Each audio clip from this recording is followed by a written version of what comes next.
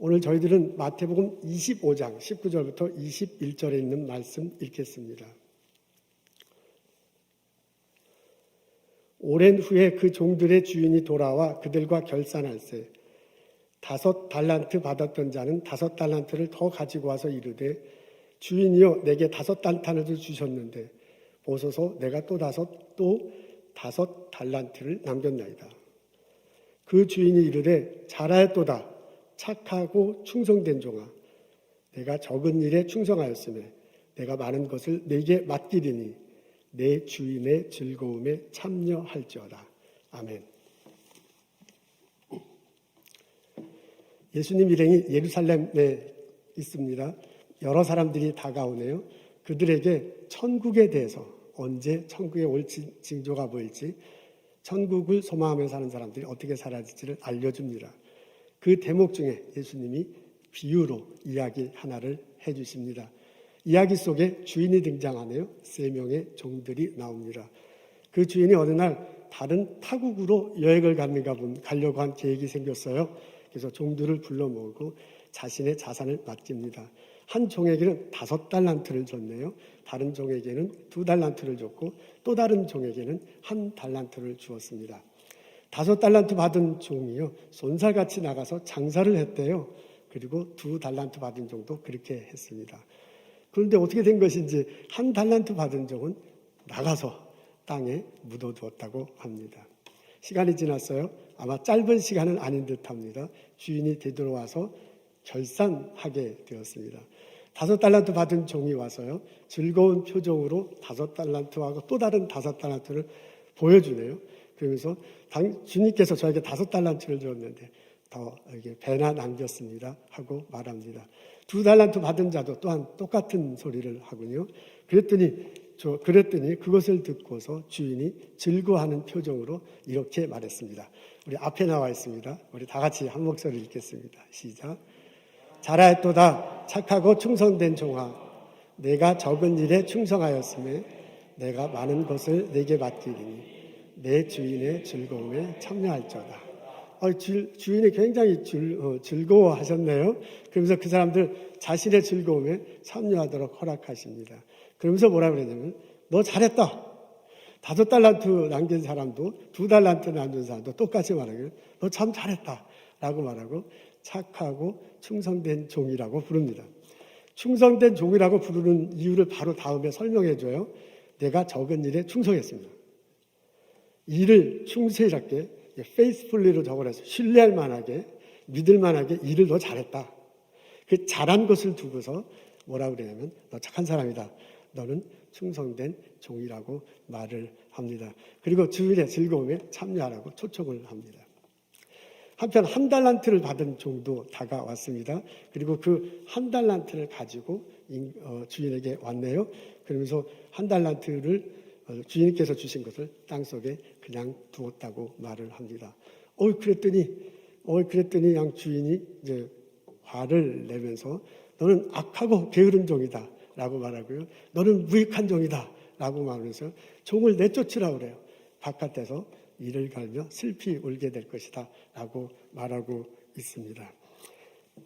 2 종은 칭찬을 받았는데 한 종은 책망을 받았습니다. 2 종은 천국잔치에 초청을 받았는데 한 종은 거기서 쫓겨나고 말았습니다. 여러분 어떻습니까? 이것은 비유예요. 천국에 초청되는 자들이 천국에 소망하는 자들이 어떻게 살 것인가에 대해서 비유로 말해주는 이야기입니다. 이 속에서 나를 발견할 수 있어야 할 것입니다. 내가 예수를 믿음으로써 예수님의 가르침을 따라서 천국에 대해서 소망하면서 살아가고 있습니다. 나는 이 2 그룹 중에 어디에 속합니까? 나는 내 신앙생활의 모습은 칭찬받는 자의 모습입니까? 아니면 책만 받는 자의 모습입니까? 책망 받는 사람을 주인은 게으른 종이라고 부릅니다. 그 1 달란트 받은 종은요, 받자마자 그냥 이분은 나가서 땅에 숨겨 두었습니다. 당시 금 1 달란트는 6천 데나리온이었다고 그래요. 근데 1 데나리온은 보통 그 당시에 일하는 사람의 하루치의 임금이었다고 합니다. 그러니까 6천이니까 이게 뭐 우리가 1년 365일 일하지는 않지만 뭐 일하는 양에 따라 다르겠는데요. 어떻게 계산하냐에 따라서 25년치, 아니 15년치 혹은 20년치의 월급이에요. 우리 뭐 연봉이 다 다른데 여러분 연봉 20년치 연봉을 받으면 엄청난 횟수예요. 근데 그것을 갖다 그냥 땅속에 묻어뒀다고 생각해 보십시오. 그 사람은 아무것도 일하지 않았습니다. 잃어버리지도 않았고요. 손해보지도 않았습니다. 원금 그대로 가지고 왔어요. 그런데도 혼났어. 근데 여기 맥락에서 보면요. 주인이 포커스를 두는 것은 일을 했느냐 안 했느냐예요. 그것을 더블로 했느냐 안 했느냐 별로 관심 안 줘요. 우리가 얼른 보면 그것에 관심 있는 것 같은데 주인이 말한 건 일을 했느냐 안 했느냐 라는 것을 꼬집어 말하고 있습니다. 근데 한 달란트 받은 사람은 일을 하지 않았습니다. 근데 충성된 종은 안 그래요. 달란트 받은 것을 받아서 장사를 했습니다. 그리고 그 장사하는 것 속에서 이익을 남겨서 이익을 남기고요. 가족들도 같이 이제 그걸로 살았을 것입니다. 그 일하는 과정 중에 다른 사람에게도 섬겼을 것입니다. 주인에게도 이로움을 끼치는 모습을 보습니다. 그래서 칭찬을 받습니다. 책망받는 사람은 무익한 종이다라는 그런 소식을 듣습니다. 그는 아무것도 하지 않아서요. 유익을 끼치지 못했습니다. 게으르다 보니 아무것도 하다 보니 유익할 일을 할 수도 없었습니다. 남에게 손해를 끼치지 않았지만 그렇다고 남에게 도움을 주지도 못했습니다. 주인을 해롭게 하지도 않았지만 그렇다고 주인에게 이롭게 하지도 못했습니다. 악한 일도 안 했지만은 그렇다고 뭐 그냥 선한 일도 하지 않은 모양새입니다. 근데 칭찬받는 종들은 그렇지 않았네요. 그 사람들은 다른 달란트를 가지고 활용을 했습니다. 그것을 가지고 그 가족들을 이렇게 도왔을 것이고요. 그런 거 가지고 다른 사람을 섬겼을 것이고요. 그것을 가지고 와서 남긴 것으로 주인에게 이익을 받아 주었습니다. 그래서 칭찬을 받게 됩니다. 책망을 받은 그 종을 주인이 악하다라고 그렇게 말하고 있습니다. 악한 사람으로 그렇게 표현하고 있습니다. 이 책망받는 종이 와서 책망받는 종이 다가와가지고 그 변명을 해요. 근데 그 변명이 주인들께는 참 듣기 거북한 내용이었던 것 같습니다. 이 사람이 뭐라고 하냐면 주인께서는 심지도 않고 거두고 헤아리지도 않고 모으는 사람인 줄 알았다라고 말을 합니다. 그것은 이제 농사 짓는 것을 곁들여서 본인이 슬쩍 변명하는 거거든요. 우리 농사 지을 때 벼농사를 예를 들자면 이렇게 말할 수 있잖아요. 벼농사를 짓는 농부는 봄이 되면 씨앗을 뿌립니다. 여름에 잘 가꾸고 난 다음에 가을에 벼농사 이렇게 추수를 하잖아요. 이제 벼단을 가지고 와서 그리고 이제 대체로 이제 마당에다 쌓아놓지요. 그리고 이제 마당에다가 타작기 여러분 이제 기억나시죠? 이렇게 타작하기도 하고 탈곡기 이렇게 다리를 밟아서 이렇게 빙빙빙 돌려가지고 그거 털어내잖아요. 그 털어내고 나면 알곡이 있고 쭉정이가 이제 다 같이 이렇게 털리는데 그 다 같이 털린 것을 놔주고 그걸 낯가리라고 그러던가 뭔가 옛날 말로 뭐라고 하던데 이렇게 해서 털어가지고 그 알곡과 거라지를 이렇게 하기도 하고요. 혹은 손으로 헤아려서 알곡과 거라지를 이렇게 따로 이렇게 몰아넣기도 합니다. 거기서 난 다음에 이제 알곡을 주워서 쌀가마니에 집어넣습니다. 이 과정을 얘기하는 거예요. 심은 데서 거두고요. 그리고 이렇게 헤아린 데서 헤아리고 난 다음에 모으거든요. 그게 농부가 하는 일련의 그 일하는 과정이에요. 근데 이 사람이 뭐라고 하면 주인은 심지도 않고 거두는 사람을 알고 이렇게 헤아리지도 않고 이렇게 하지도 않고 모으는 사람인 줄 알았대요. 그러면 그렇게 하려면 어떻게 해야 돼요? 주인은 자기는 아무것도 안 하고 일하는 사람만 막 학대하면서 일을 시키면 그렇게 할 수 있을 거예요. 아니면 같이 일하는 사람이 그렇게 하려면 도둑질하거나 사기치면 그렇게 할 수 있을 거예요. 이 얘기를 듣고 그냥 주인이 화가 벌쩍 나가지고 무슨 소리야? 네가 나를 그렇게 악하게 보다니. 그렇게 알았으면 그거 차라리 맡겨가지고 이자라도 받아왔으면 되겠냐? 라고 노발대발 하면서 내가 악한 게 아니라 네가 악한 놈이다. 라고 그렇게 혼을 냅니다. 칭찬받는 종은 그렇지 않았습니다. 칭찬받는 종은 나오지는 않았지만 이것을 대조해서 생각해보면 주인은 심은 데서 거두는 사람이야.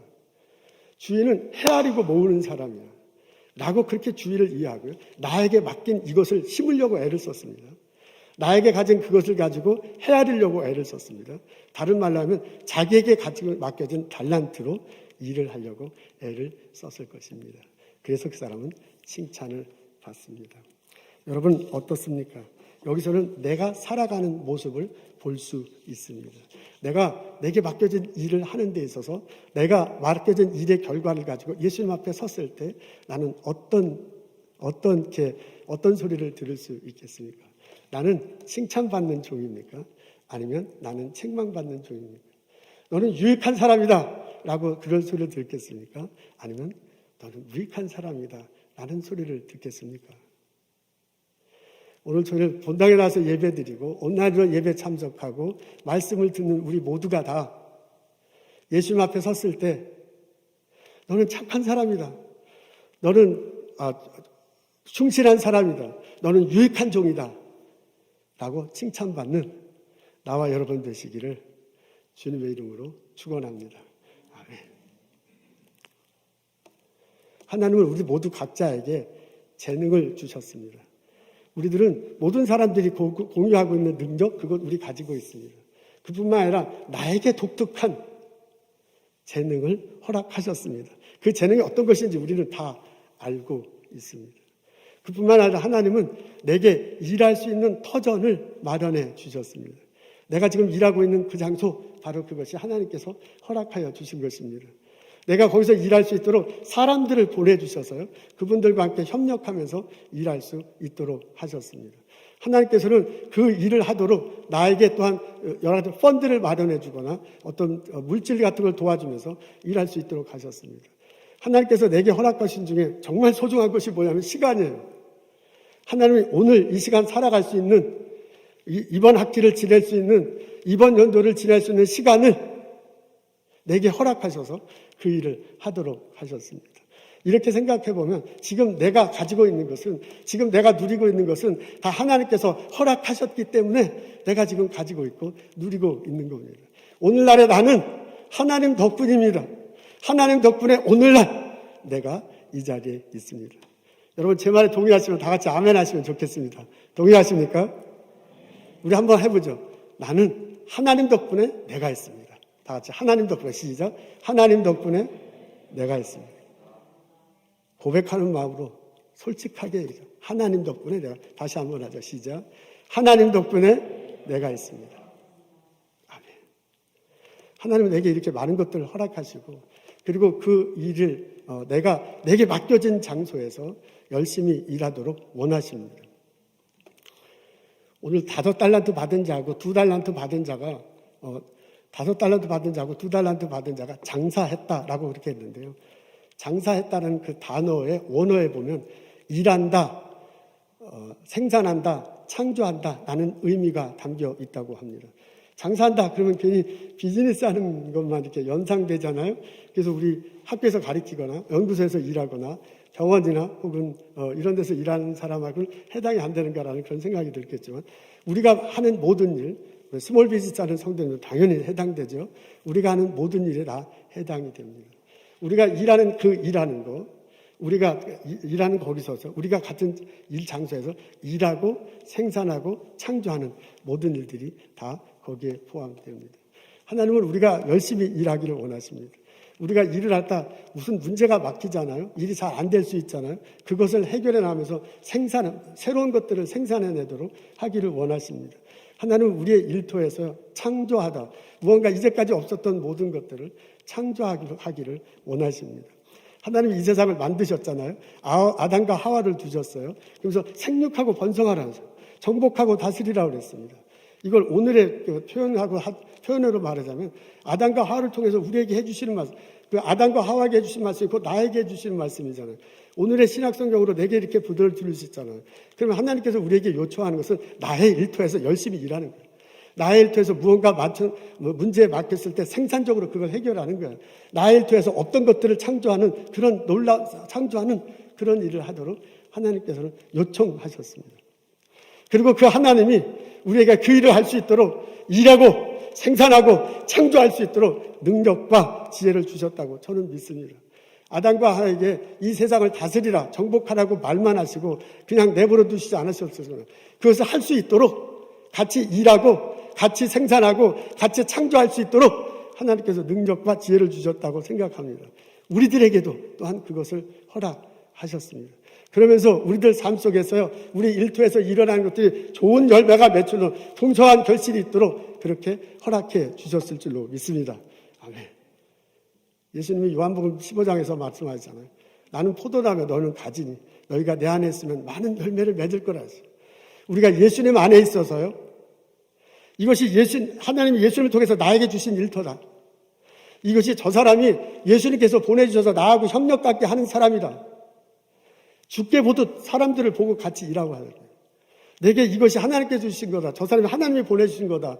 라고 고백하면서 나의 일터에서 일할 때 그 예수님이 풍성한 열매를, 그 예수님이 의미 있는 열매를 우리들에게 허락하실 줄로 믿습니다. 아멘. 그 열매와 결실을 가지고 가족들을 부양할 수 있습니다. 이웃들을 섬길 수 있습니다. 이 세상이 새로워지는 데 공헌할 수 있습니다. 하나님 나라에 선뜻 나가도록 우리들이 만들어 나갈 수 있습니다. 그 비전이, 그 경험이, 그 고백이 우리 일터에서 일하는 우리 모두에게 있기를 주님의 이름으로 축원합니다. 아멘. 웰치라는 사람이 있습니다. 이분이 뉴저지에 살고 있었는데요. 그 치과 의사고 목사이셨다고 합니다. 감리교 목사이셨습니다. 1800년도에 살았던 분인데, 이분이 이제 교회에서 목회를 하면서 성만찬을 하는데, 그 성만찬 할 때마다 조금 마음이 좀 불편했습니다. 왜냐하면 그 성만찬 할 때 와인을 사용하는데, 그 와인을 마시면서 이제 조금만 마셔도 취하는 분들이 있잖아요. 성만찬하고 나서 막 취해가지고 이제 좀 그러신 분들이 생겨났어요. 근데 이제 성경에 보면은 이제 와인을 마시기도 하지만 또 너무 마시지 말라는 말도 있고요. 이제 양쪽도 다 있는 이런 상황에서 성만찬 할 때마다 그게 참 마음이 불편했습니다. 그래서 이분이요, 어떻게 알코올이 없는 와인을 만들 수 있을까 고민하기 시작합니다. 그때 당시에 이제 파스테르라는 사람이 그 저온 살균법을 발견해서 했다 그러네요. 근데 이제 그 방법을 사용하면 그 효모를 죽여가지고 그다음에 알코올성을 없앨 수 있다는 생각이 착안을 합니다. 그래서 이제 그 사람이 한 것을 자꾸 적용을 해서 어떻게 하면 그 와인에서 알코올 성분을 빼낼까 애를 썼습니다. 이렇게 저렇게 하고요, 실패를 거듭하고 하다가 드디어 알코올 성분을 뺀 와인을 만들기 시작했습니다. 그 와인을 이제 만들었습니다. 그것을 가지고 교회에서 성만찬해 보니까 너무 좋은 거야. 이게 그냥 취하는 사람이 당연히 없지요. 그리고 이제 교인들도 이거 와인은 와인인데 이게 취하지 않으니까 이게 참 좋다고 교인들도 좋아해요. 그래서요, 그 무알콜 와인을 가지고 다른 교회에 알려주면서 목사님한테 소개하고 이걸로 한번 성만찬 해보십시오. 우리에게 하니까 참 좋습니다. 그래서 그 다른 교회 목사님들에게 이 무알콜 와인을 이제 제공했습니다. 그러다가 한번 그거 생산해서 판매하면 어떻겠느냐라는 제안을 받고 공장을 설립해서 팔았습니다. 쫄딱 망했대요. 아니, 사람들이 무알콜 와인이라니, 와인은 마시면 이제 취해야 되는데 취하지 않으니까, 와인이라고 그래놓고선 취하지 않으니까 이게 사람들이 싫어하는 겁니다. 그래서 4년 후에 문을 닫았습니다. 아들이 찰스 웰치인데요. 이제 이 아들이 좀 성장하고 난 다음에 이거를 아버지가 한 것이 이게 참 귀한데 그냥 아끼긴 어렵다라는 생각이 돼가지고 이 아들이 이름만 바꿔요. 이름을 포도주스 그렇게 했답니다. 지금은 흔한 거지만 그때 당시에는 상상도 못했다는 거예요. 그러니까 무알콜 와인 할 때는 아무도 안 사더니 포도주스, 그러니까 포도로 만든 즙이구나. 이거 마시면 굉장히 건강에 좋을 것 같고요. 그전에 보지 못한 거예요. 그래서 사람들이 좀 마시기 시작하더랍니다.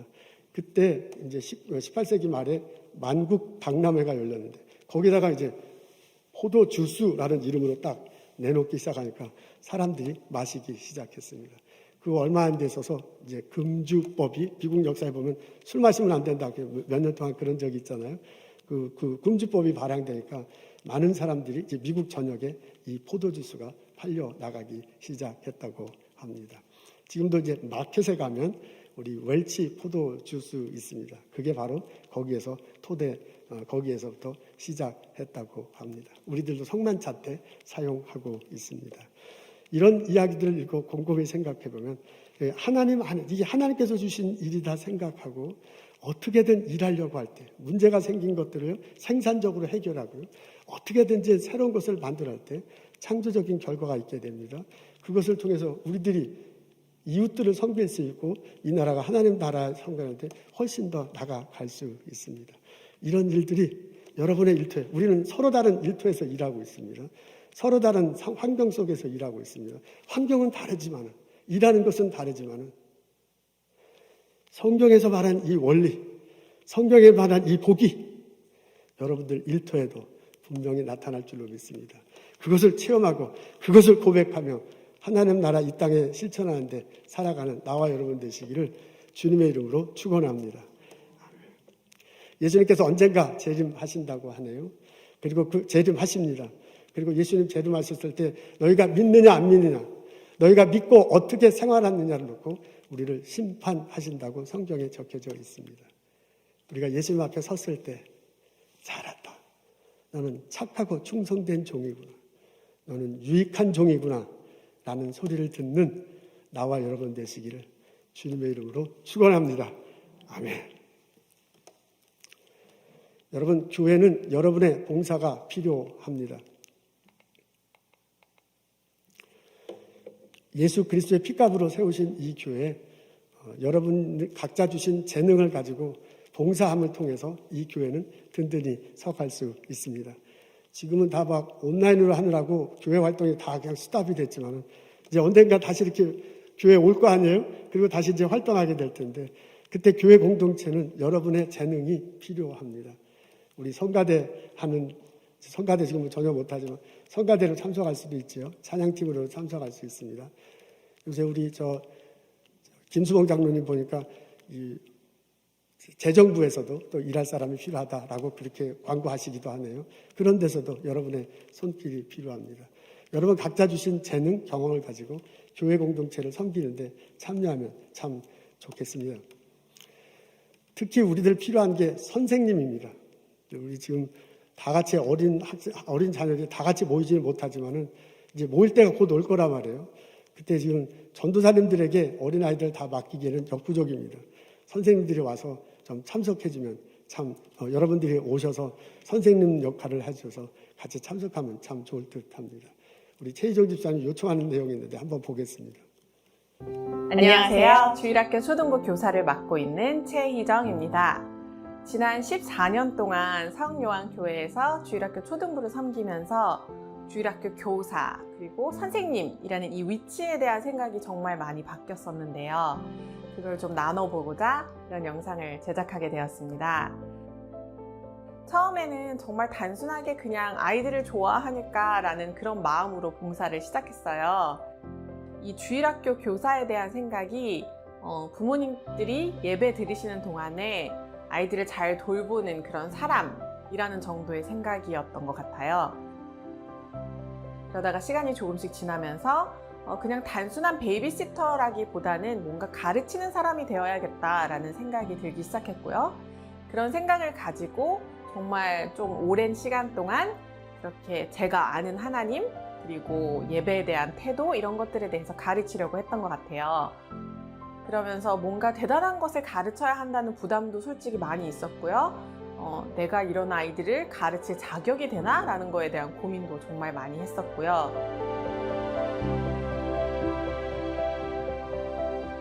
지난 한 4, 5년 동안에 제가 가지고 있었던 그 선생님의 역할에 대해서 다시 생각해보는 그런 시간들이 좀 되었었는데요. 이번엔 좀 다른 의미로 다가왔던 것 같아요. 선생, 말 그대로 먼저 태어난 사람이라는 뜻인데요.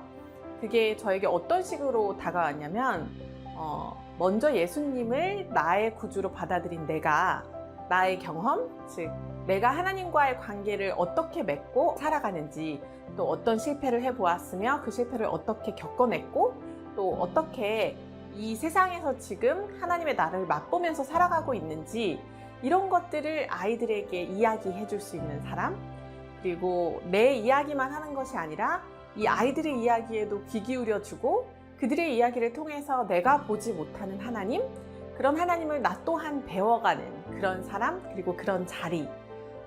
저에겐 이제 그 선생님의 자리가 이런 자리라는 생각이 들어요.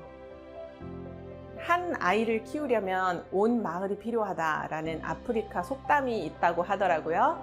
그 속담 이야기를 들으면서 신앙교육도 마찬가지인 것 같다라는 생각이 들었어요. 우리가 아이들에게 하나님에 대해서 이야기해주고 또 아이들이 경험해가는 그 하나님에 대해서 이야기를 들으면서 함께 배워가는 그런 공동체가 되었으면 좋겠습니다. 혹시라도 이 영상을 보시면서 아주 조금이라도 마음이 움직이신다면 나도 우리 아이들에게 해줄 수 있는 이야기가 있지 않나? 라는 생각이 드신다면 저희한테 연락 주시고요. 지금 저희가 중고등부, 초등부, 또 유아부 이렇게 3가지 미니스트리로 가고 있는데요. 교회 학교를 이 3가지 미니스트리에 다 교사가 필요합니다. 그래서 함께 우리 아이들을 어떻게 하면 잘 섬겨갈 수 있는지 또 신앙교육을 할 수 있는지에 대해서 이야기하고 또 고민하는 그런 공동체가 되었으면 좋겠습니다. 감사합니다.